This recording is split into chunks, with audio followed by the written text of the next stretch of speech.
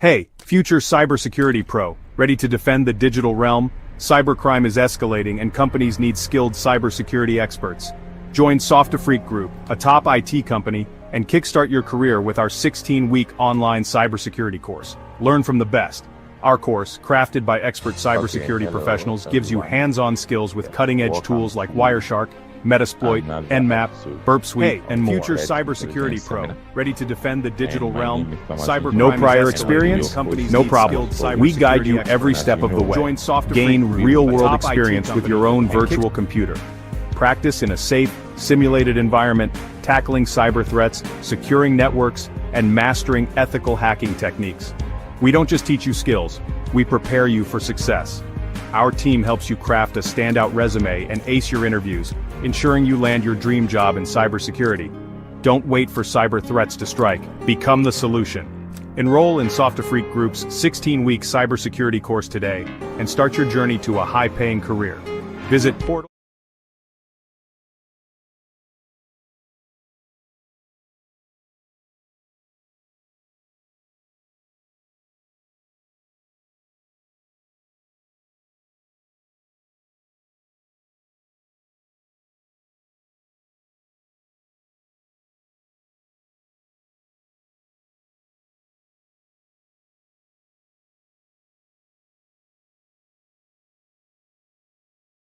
This is what we did last week. And now this week we'll do something else. So today we are going to look at a major incident that happened and the results we have so far, or the findings we have so far, and just discuss it and use it to protect ourselves. For us, a lot of things are happening in the world of security or in the digital world. A lot of companies are being hacked, different companies, and different ways they use it. And they use simple ways to get access to us. And don't think that it can never happen to you. You just have to be conscious and know what to do at the right time. A simple mistake could lead to an organization being hacked or being compromised.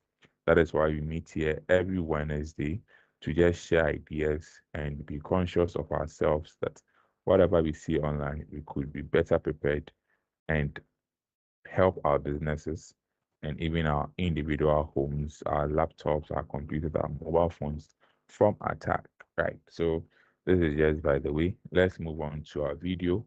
I'll play the video 2 times as always. When you are done with the video, we answer the questions and then we go straight up to the incident and what we have so far on this major incident, okay?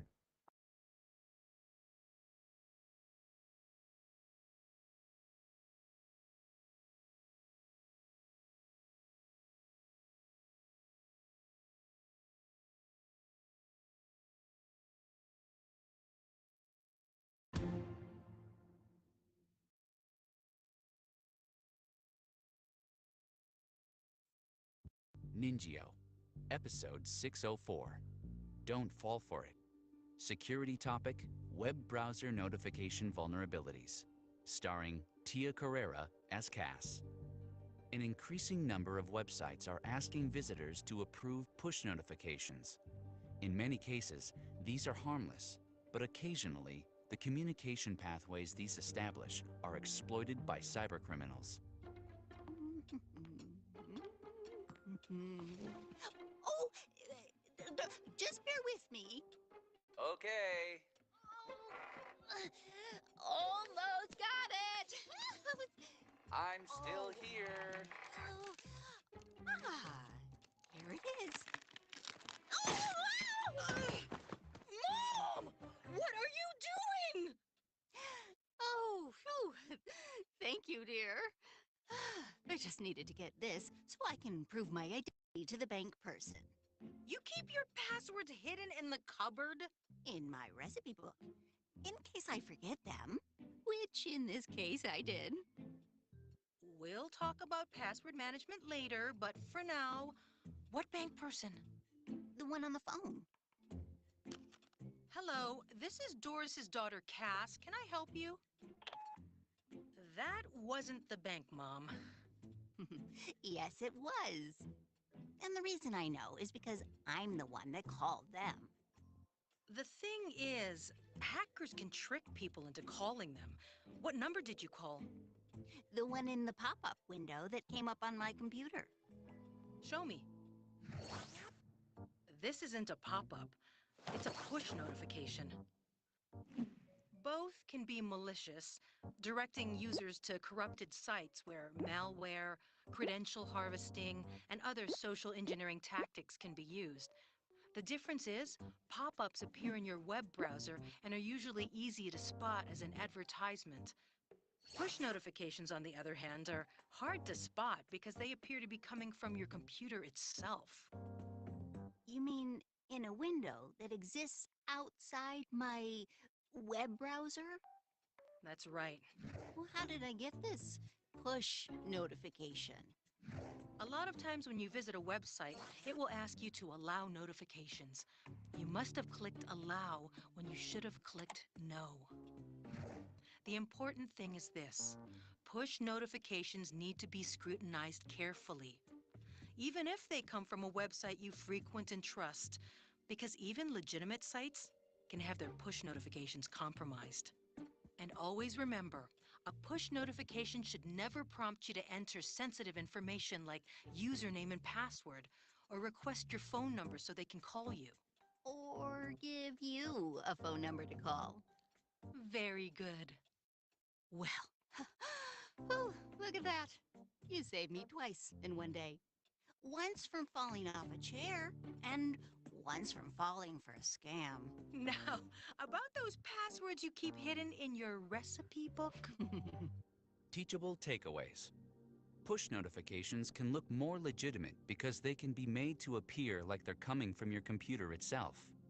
Push notifications establish a communication pathway between you and another party that can later be compromised and used for malicious intent.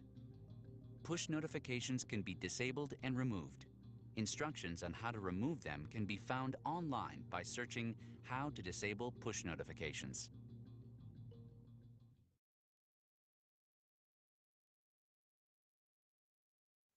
Let's watch the video one more time and then we would continue. All right.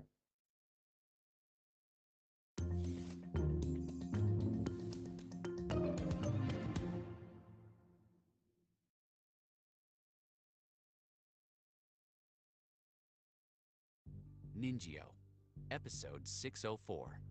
Don't fall for it. Security topic, web browser notification vulnerabilities. Starring Tia Carrera as Cass. An increasing number of websites are asking visitors to approve push notifications. In many cases, these are harmless, but occasionally, the communication pathways these establish are exploited by cybercriminals. Oh, just bear with me. Okay. Almost got it. I'm still here. Ah, here it is. Mom! What are you doing? Oh, phew. Thank you, dear. I just needed to get this so I can prove my identity to the bank person. You keep your passwords hidden in the cupboard?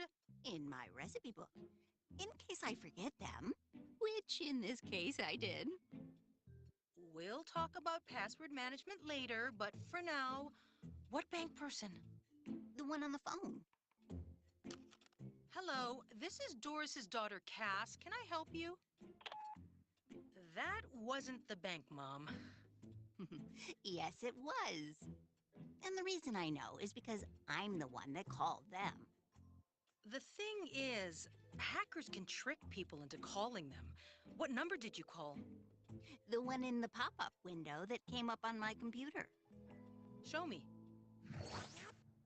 This isn't a pop-up. It's a push notification.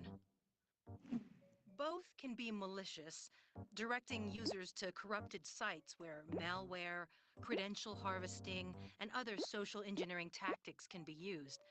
The difference is, pop-ups appear in your web browser and are usually easy to spot as an advertisement. Push notifications, on the other hand, are hard to spot because they appear to be coming from your computer itself. You mean in a window that exists outside my web browser? That's right. Well, how did I get this push notification? A lot of times when you visit a website, it will ask you to allow notifications. You must have clicked allow when you should have clicked no. The important thing is this: push notifications need to be scrutinized carefully, even if they come from a website you frequent and trust, because even legitimate sites can have their push notifications compromised. And always remember, a push notification should never prompt you to enter sensitive information like username and password, or request your phone number so they can call you. Or give you a phone number to call? Very good. Well, oh, look at that. You saved me twice in one day. Once from falling off a chair, and once from falling for a scam. Now, about those passwords you keep hidden in your recipe book? Teachable takeaways. Push notifications can look more legitimate because they can be made to appear like they're coming from your computer itself. Push notifications establish a communication pathway between you and another party that can later be compromised and used for malicious intent. Push notifications can be disabled and removed. Instructions on how to remove them can be found online by searching "How to disable push notifications."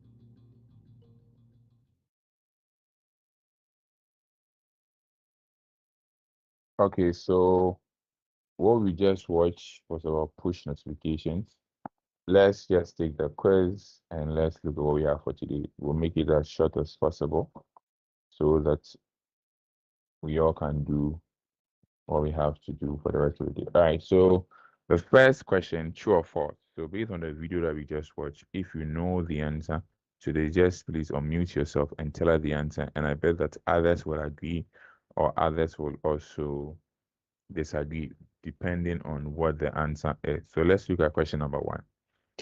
A legitimate site can't have its push notifications compromised. True or false?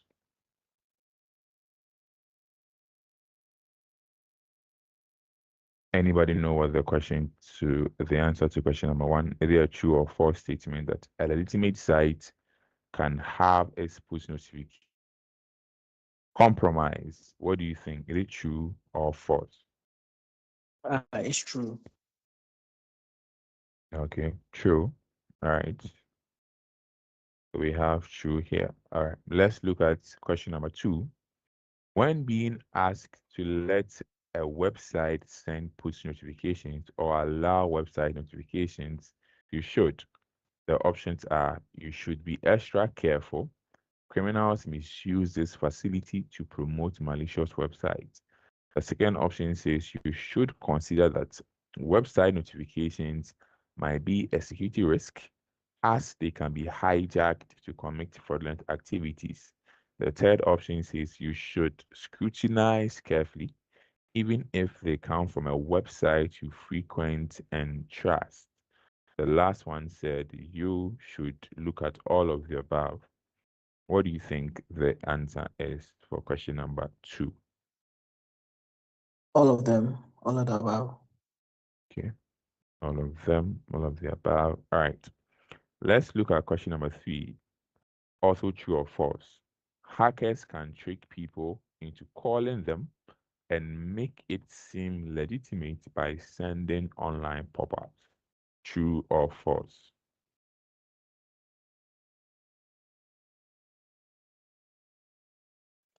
I think it's true.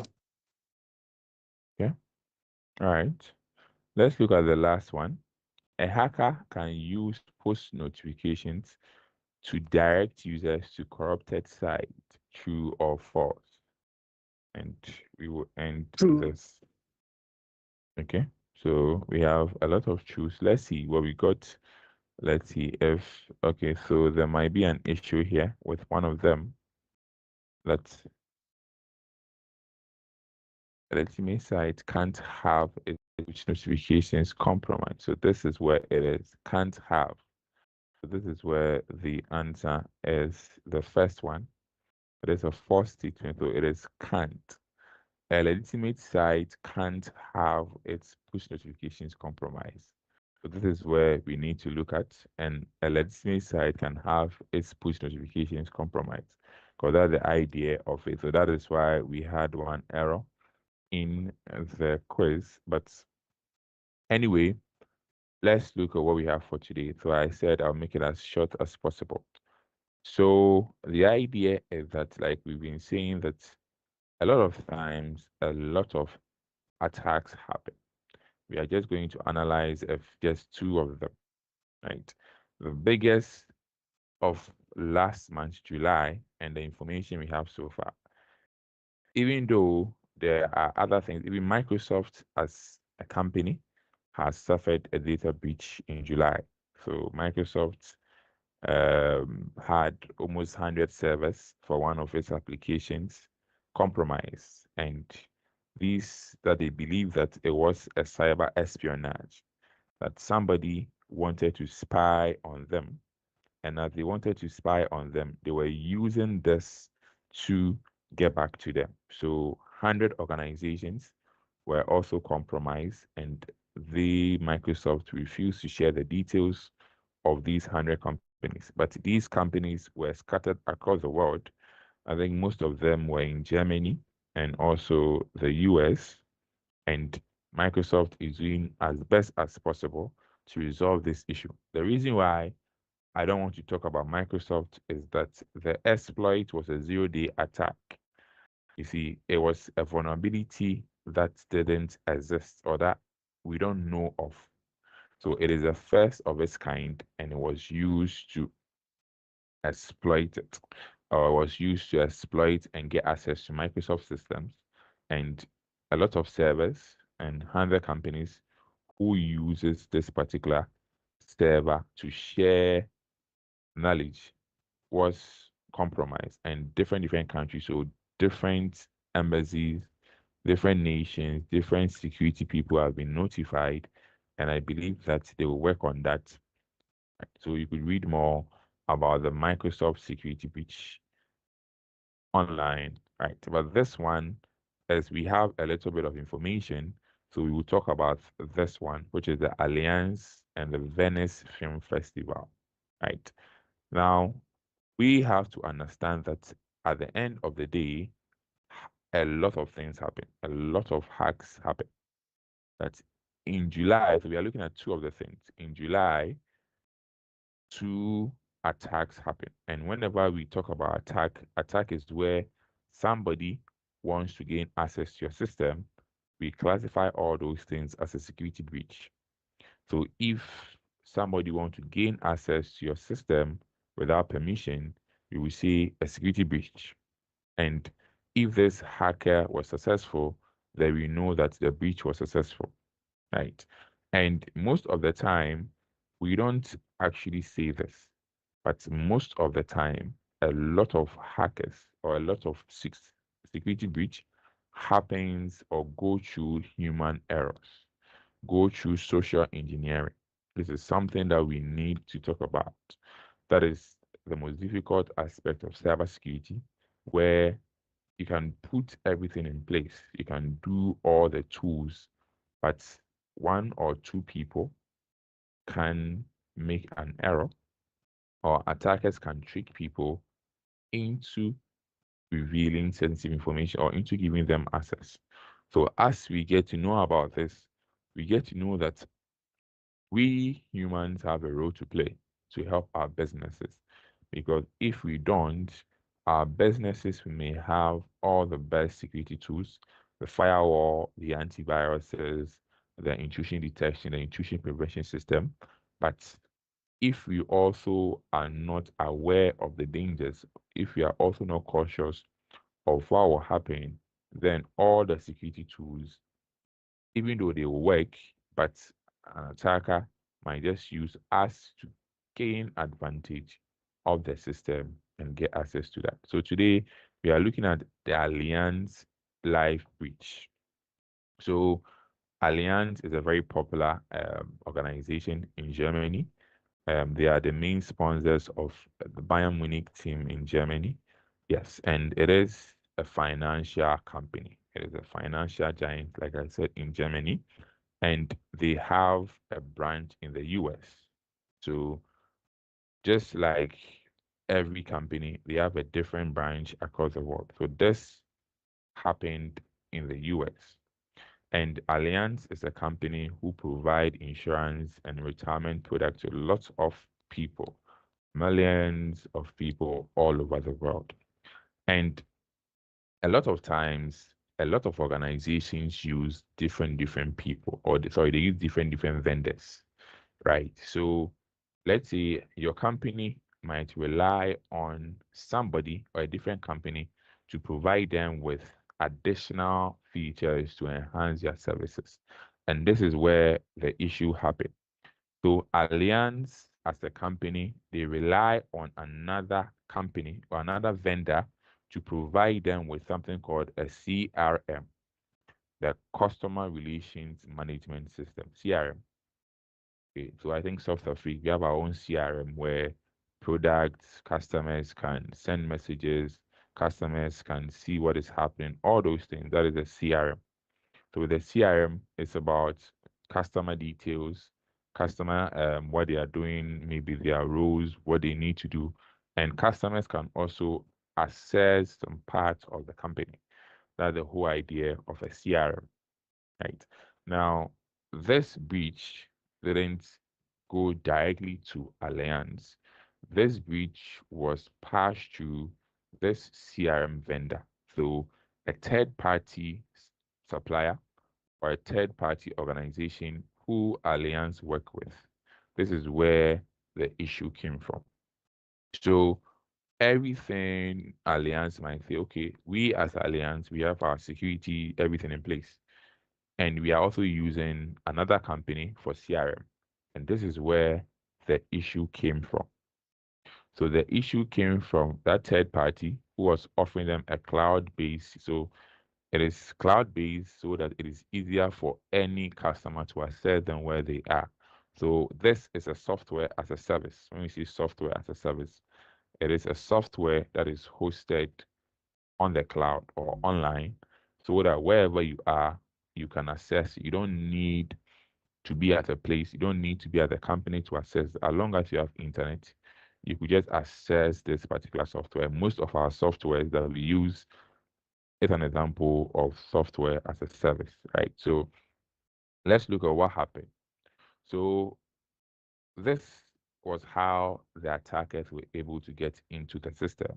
So all these things came from a trick.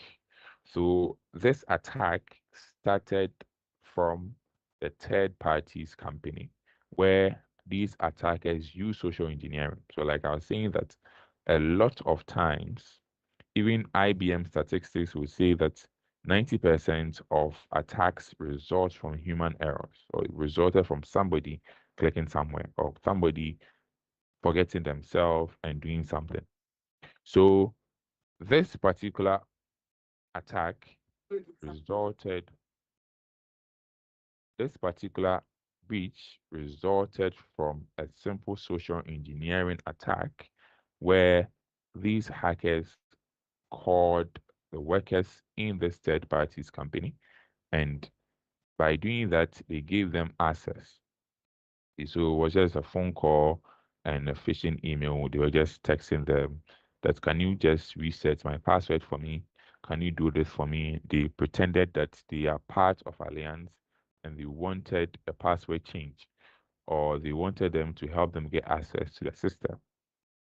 And because this third party has link with Alliance, when these people infiltrated or had access to the CRM, they try to gain access to the Alliance Live customer records. Now, according to different reports, so Reuters is saying that 1.1 million customer records were leaked. Financial Times is saying 1.4 million. Have I Been Pawned is also saying that more than 1 million customer records have been exposed.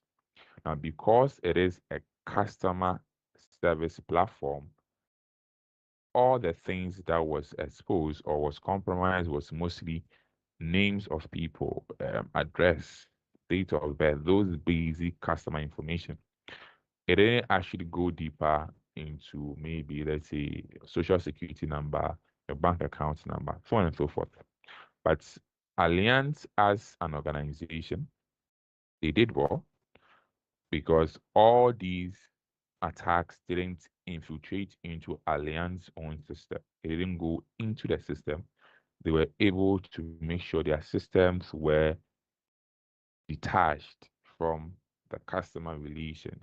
If it wasn't so, these attackers could have used this website or this CRM, let me not say website, this web application to gain access to them. So Allianz as a company made sure that their internal systems are isolated from other external systems that they use. That is what helped them. If it wasn't for that, that would have been an issue.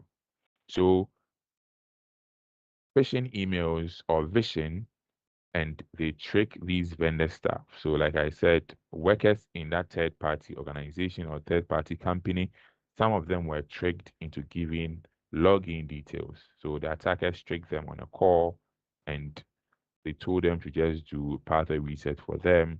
And they did that. And once they did that, they had access to the CRM system.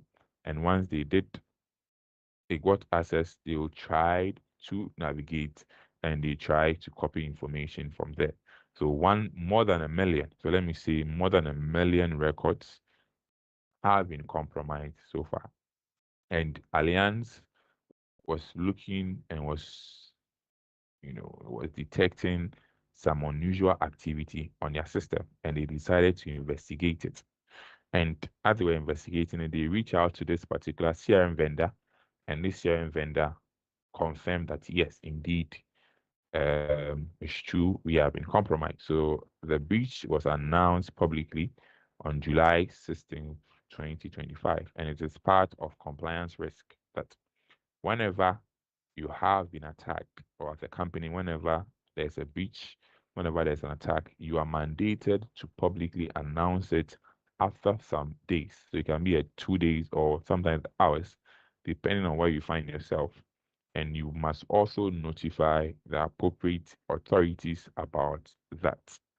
You see, and that is it. So this particular data breach has, or the names compromise is published at Have I Been Pawned. Have I Been Pawned is a website, a free open source intelligent website that would produce or that will give us details of compromised names or credentials.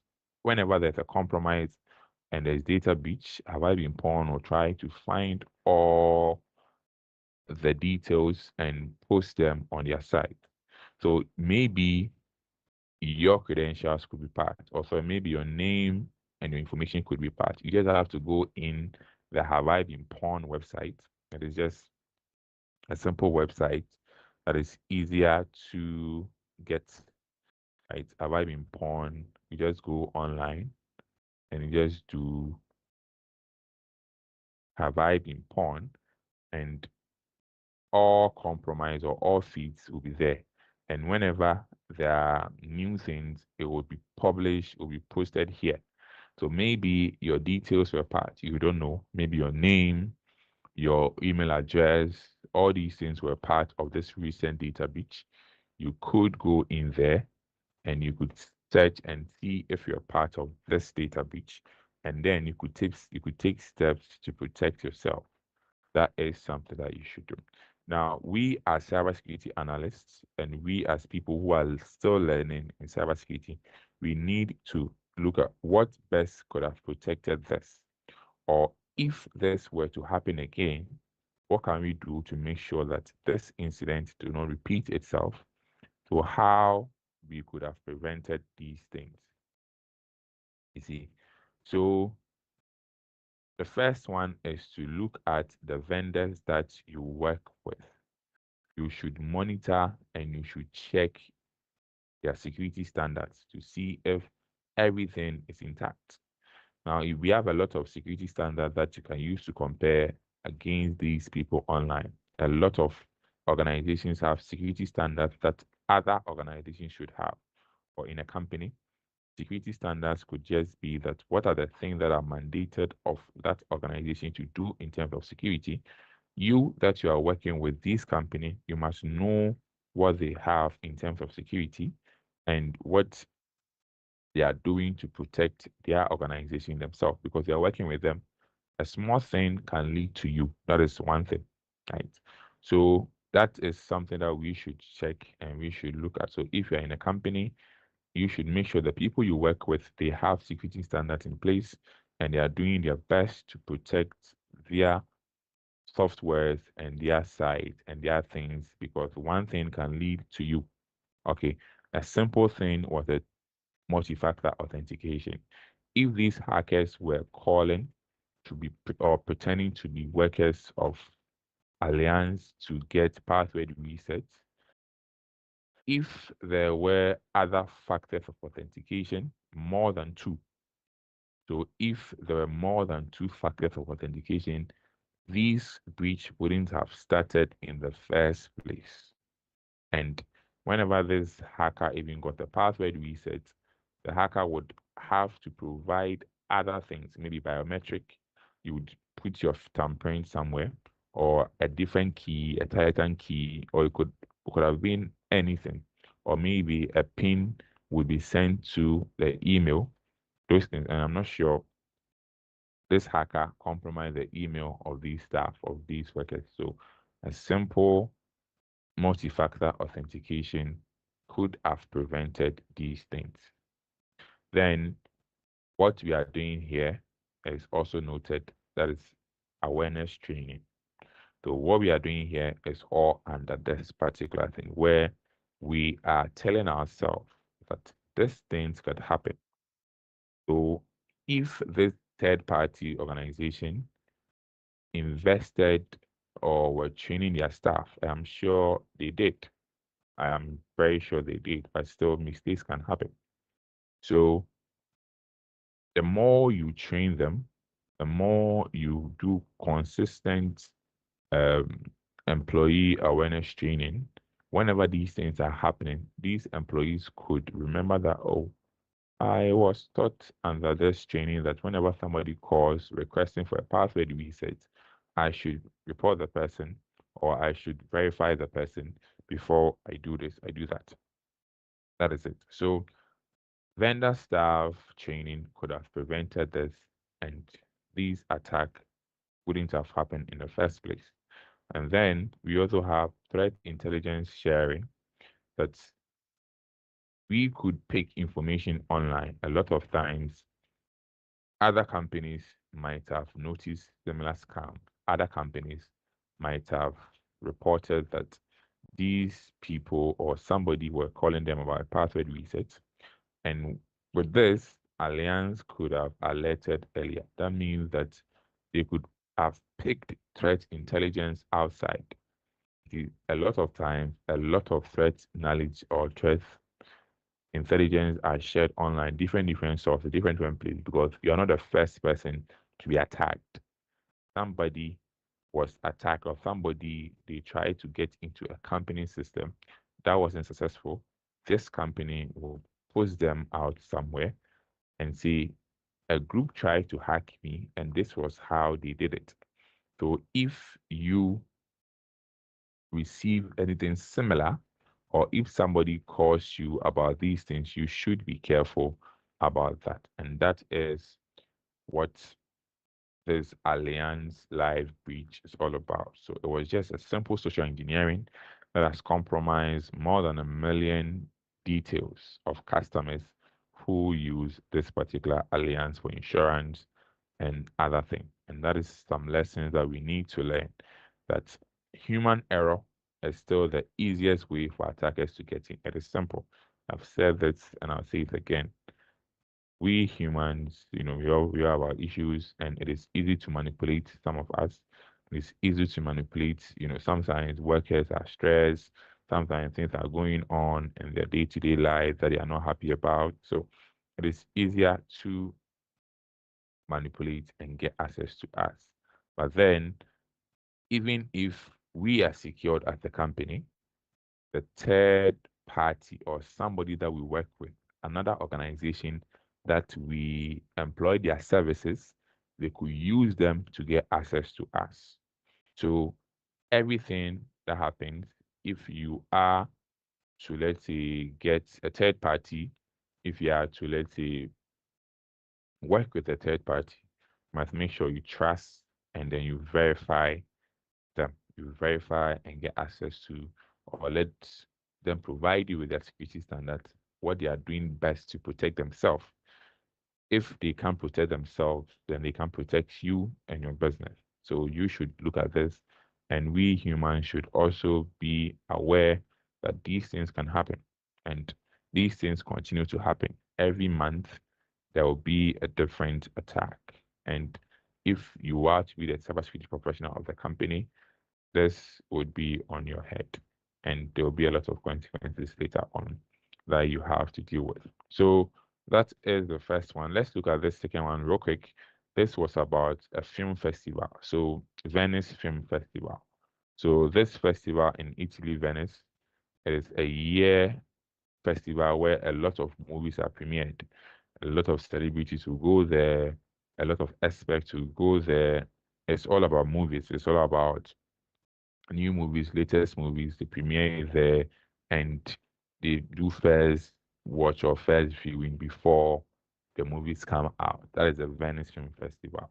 Now, a lot of people attend this Venice Film Festival. A lot of, you know, um, actors, actresses, Hollywood stars, celebrities, a lot of people, they just go there to celebrate movies or to celebrate film, right? Now, as this is a place to celebrate movies, somebody or people wanted to get access to the people coming, or wanted to get information to the attendees. So this speech was about somebody who wanted to get personal information or personal records of the stars who be coming in, and then they could have used this to also further on do bad things, because if they get access to, let's see, one of the celebrities' account or one of the celebrities' details, they could use that to also scam other people, or they could use that to fake chats or all those things that they do online, social media, to make sure that they do, and you believe that this is coming from this celebrity, but no, this is coming from an attacker. And this is what this speech was about. Now, this hacker broke into the festival's IT system. So the IT system that makes sure it looks at the attendance, it looks at who's coming, their details, where they are coming from, who are they, all those people coming in, the journalists, the stars, all those people coming in, so on and so forth. This person broke in to the system and stole personal data of these attendees. The only good thing was that no financial or ticketing data was compromised. It was just normal personal data, name, who you are, and what you do. Those things mostly are available online, and that is a good thing. There were no financial data that was compromised at the end of the day. And all these things, we don't know the main reason for this particular attack. But according to different sites or different places, they believe that this was either a phishing email that targeted one of their staff, or an attacker passed through an unpatched system. That means one of the IT systems, it was not updated or had vulnerabilities that made the attacker go through. Others are saying that the database was weak, and these people were able to use SQL attacks to get into the database. We don't know the exact reason. Investigations are still going on, but these three could be one of or could be any of them, or it could even be something else. But based on the lead we have so far, these three are the best reasons that justify this particular attack. And once these attackers were able to get access to the system, they copied the attendees' personal information. And because this happened in Venice, Italy, and according to this European privacy policy, whenever there's an attack, people whose data has been compromised must be notified as soon as possible. And that is what happened. So they did that, and letters were sent out, statements were sent out to those who are affected. So you must know that your details, this and that of your details, has been affected in a data breach. So this is how you could protect it. Or you could also tell people around you. You could also say that whenever or when somebody comes to you pretending to be me, you should know that it is a scam because I've received a letter that my details have been breached. All these things are part of this European policy that company has to notify affected people quickly. Now, because these were IT systems and because these are in the information we have so far, we could say that these things we could have done to prevent this attack or this data breach. The first one is regular patching. We say this thing to all the time. Whenever there's an update, make sure that you get updates for your system. If it's a website, if it's a server, if it's a laptop, a mobile phone, updates come regularly. Most people do not like to update their phone. They don't like to update their laptop. Updates come for a reason. Most updates comes with a security patch. So whenever you receive an update on your phone, on your laptop, whatever system it is, please make sure you run that. Because a simple update would fix a vulnerability that could have been exploited by somebody, right? And the other thing they could have done is to put on a web application firewall. This web application firewall, what happens is that it is a device or it is a system that's put before every website or every web application. So with this web application firewall, what happens is that whenever there's a request, so whenever, let's say, I want to do something on the website, let's say I'm telling the website that, please give me a movie, or please, I want to visit this and buy this ticket, and buy the ticket to the Venice Film Festival. Everything I send will pass through the firewall. So this firewall will be like the gatekeeper standing in front of the website. Everybody's request would pass through this web application firewall. So if the request and the traffic coming to the website or the web application is not right, according to the firewall would block all these things. So if there was an SQL attack that happened, whenever this SQL codes or SQL queries were going through, this particular web application firewall will be the first person to see.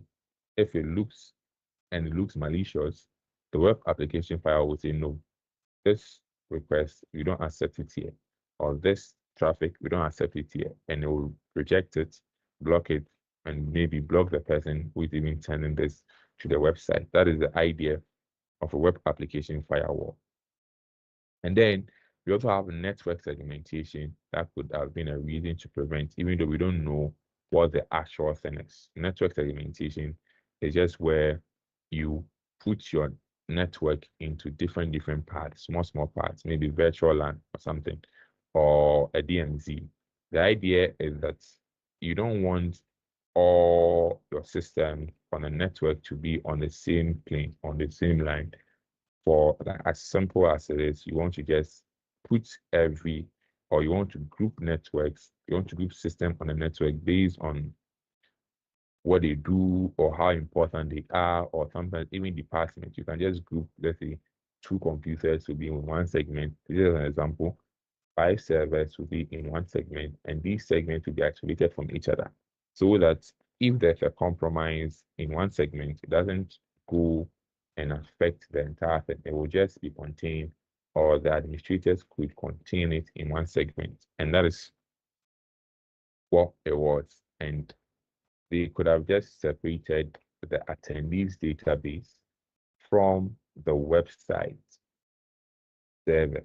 And that could have prevented these things. And threat intelligence monitoring, that is also something that we need to do. So we must also go out there and do our own research as security teams, security personnel. We must also go out there. If you can find yourself in a dark web, then find yourself there. If you find yourself in a place where you could see more information, see more details, you go out there and pick information from there, because everything that happens starts from somewhere. Every attack, every compromise starts from somewhere.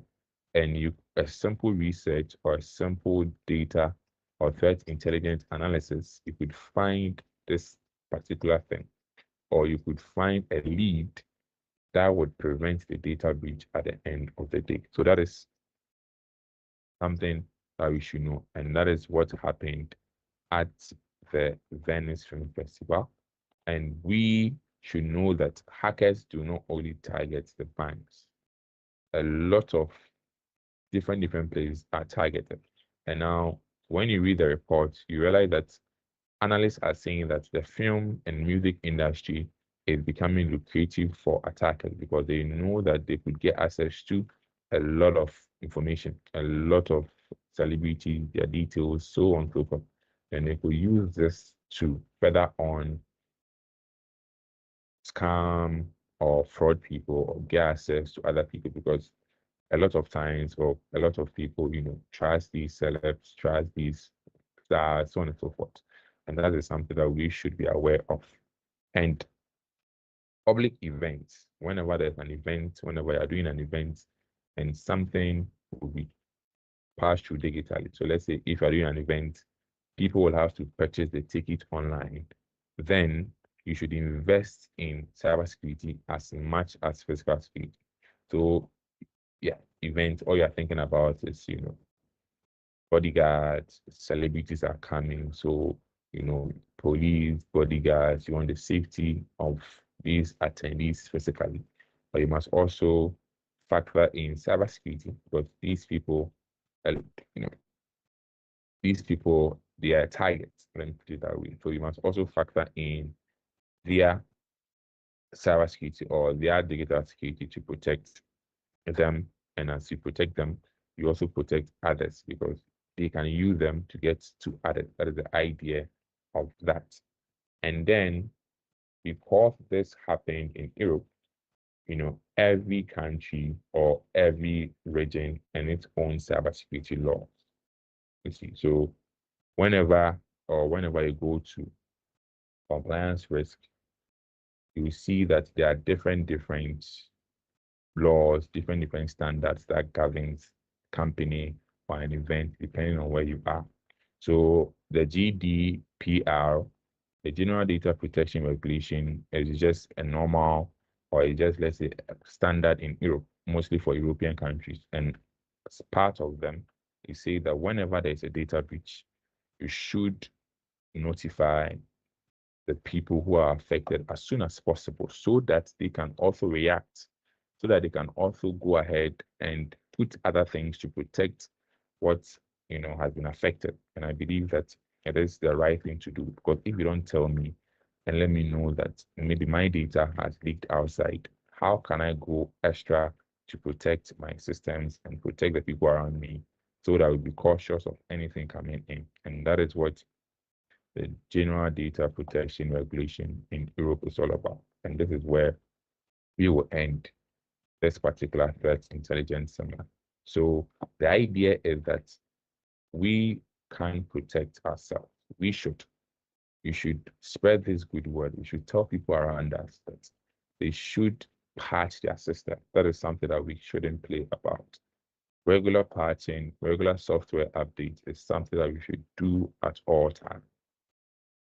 Other things you could also learn from is that attackers use social engineering a lot of time, social engineering. But we should also be cautious. We should be aware that these things can happen. Whenever somebody calls you, pretends to be your friend, or pretends to ask you for something, you should be conscious. You should start asking yourself, start asking questions, verify this person. If it's in a business, you can just report this person to the IT team or the cybersecurity team and let them deal with this person. You have nothing else to say. Just leave them and let them deal with this person. And that is something that we could do to protect systems. And this data breach is something that we can learn from. This data breach is something that we can learn from at the end of the day. And this is where we end this particular session. Any questions so far? All these things, most of them, there are a lot of resources out there.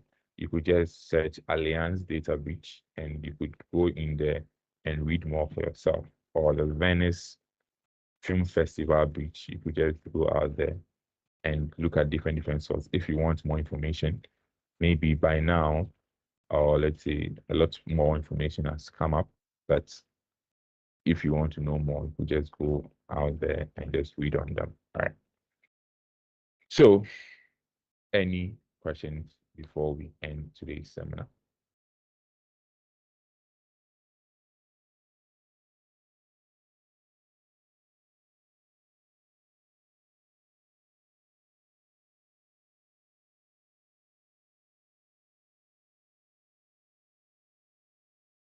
Okay. All right. So, if there are no questions, then we'll end the seminar here. We'll meet next week, Wednesday, where we'll talk about other things. We'll talk about, I believe that we'll talk about a different tool. So next week will be practicals. Next week we'll look at Wazoo, or some people say Waza. Wazoo is a SIM tool and also an endpoint detection and response tool. So we'll look at that next week, Wednesday. So next week, Wednesday, if you're coming in, come in with the idea of getting to know or have an understanding of what Wazoo is and basic configurations of what we can do. Wazoo is an open source tool, and it has a lot of community base, and a lot of people are invested in it. A lot of people are researching in it. So if you pick that to use in your organization, you will not regret it. That's one thing about Wazoo. So we'll look at that next week, Wednesday, same time, same place. All right. So I'll see you guys next week. Hey, Enjoy future the cybersecurity rest pro, of the week. ready to defend the digital realm? Cybercrime is escalating and companies need skilled cybersecurity experts. Join SOFTAFRIQUE Group, a top IT company, and kickstart your career with our 16-week online cybersecurity course. Learn from the best. Our course, crafted by expert cybersecurity professionals, gives you hands-on skills with cutting-edge tools like Wireshark, Metasploit, Nmap, Burp Suite, and more. No prior experience? No problem. We guide you every step of the way. Gain real-world experience with your own virtual computer.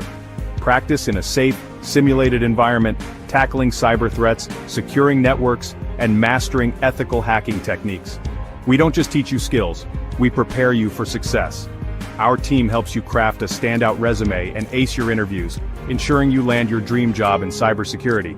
Don't wait for cyber threats to strike. Become the solution. Enroll in SOFTAFRIQUE Group's 16-week cybersecurity course today and start your journey to a high-paying career. Visit portal.softafrique.net to sign up now. Call for the USA +15029667638, and for Ghana +23326878888.